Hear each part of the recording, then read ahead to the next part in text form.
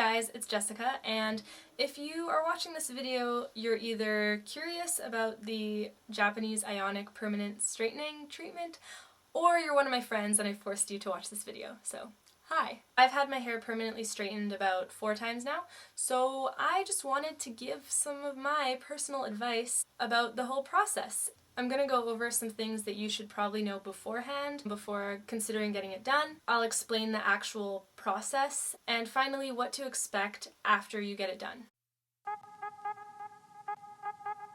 So first of all, this is probably really obvious, but just because it's called a permanent straightening treatment, it is not in fact permanent for life. Basically what it is they put a chemical on your hair. Once the roots grow out, they grow out the way your natural hair would grow out.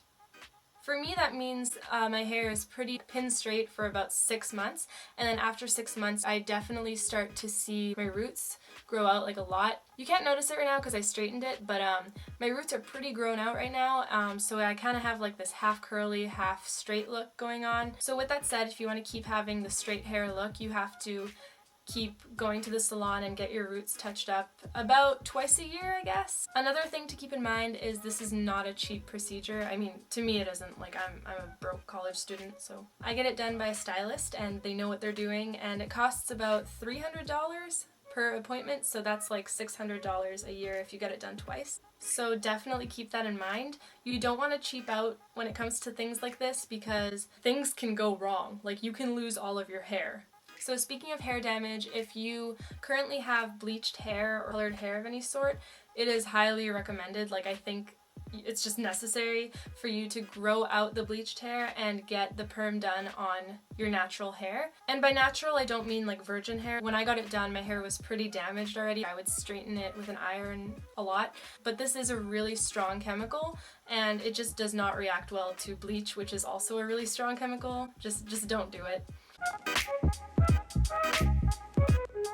Okay, so now I'm gonna go over the procedure itself. First of all, this is a long, boring ass procedure. Like, the first time I got my whole head done, I think it took about 3 to 4 hours. So definitely bring a book.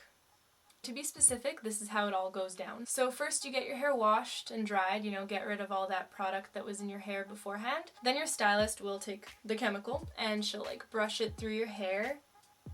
Just like that.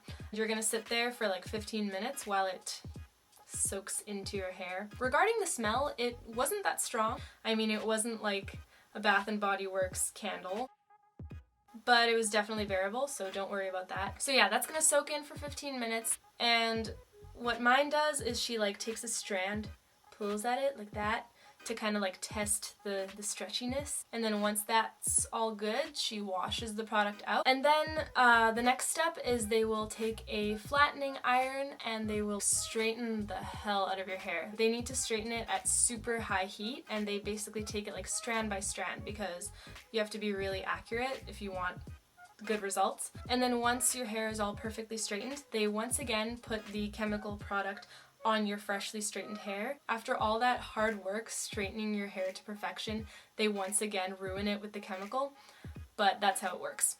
So again, you wait 15 minutes and then they come back, do the stretchy thing, and then your hair gets washed again. After it's been washed, they dry it and you're good to go. Okay, so afterwards, you're not totally free to go frolicking in your freshly new straightened hair yet. First of all, my stylist always suggests that actually not even suggest, like you really have to, not wash your hair for the next 48 hours at minimum.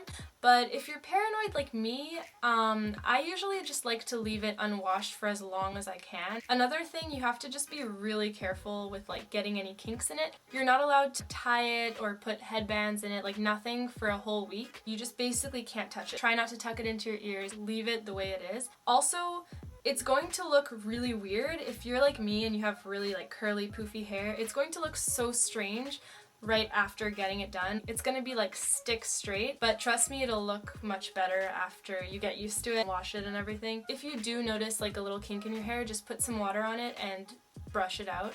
Honestly, when you get it done, just choose a week where you know you're going to be completely antisocial. Like, watch Netflix all week, because after getting a really expensive procedure done, you're going to want to take super caution. As for hair health, I think my hair is pretty healthy.